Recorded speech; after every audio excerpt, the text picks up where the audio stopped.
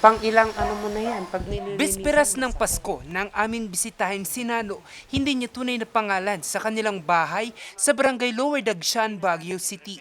Balot sa gasa ang kanyang mga kamay noon at iniinda pa ang sakit mula sa natamong sugat mula sa pinaputok na 5-star. Sana di na lang pumuputol kasi takot po ako yung parang mapuputol po to. Po, kamay ko natatakot po ako. Yun, tapos akala ko po mapuputol, tapos yun na lang, yun pala hindi. Isa lamang si Nano sa dalawang naputukan sa Baguio City bago magpasko.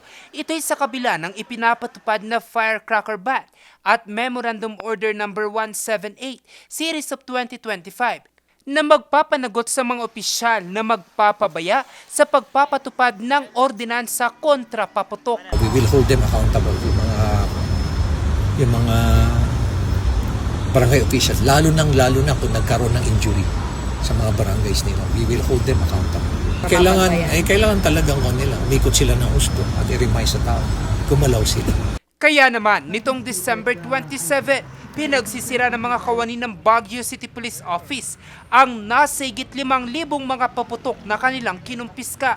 Karamihan dito ay 5-star, kasama ng mga boga. Nagkakahalaga ang mga ito ng higit sa 35,000 piso.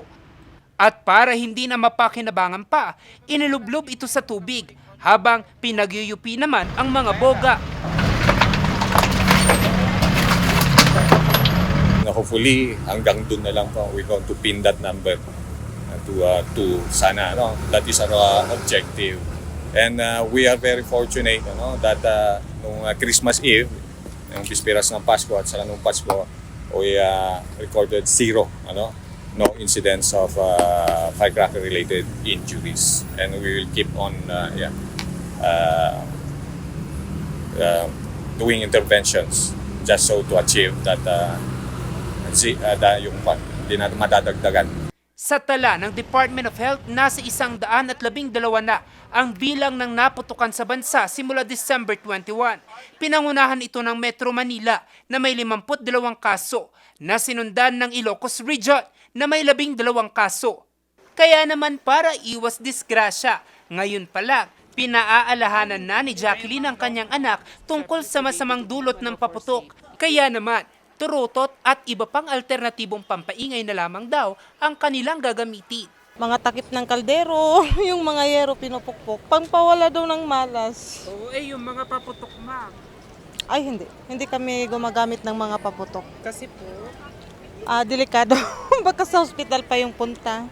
swak dyan ang bentang turotot ni Rose. Sa Session Road, nakalatag ang iba't ibang hugis at uri nito.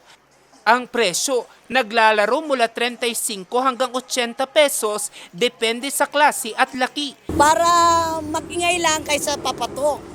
Mas maganda ang turutot kaysa paputok kasi nakakadisgrasya ang paputok.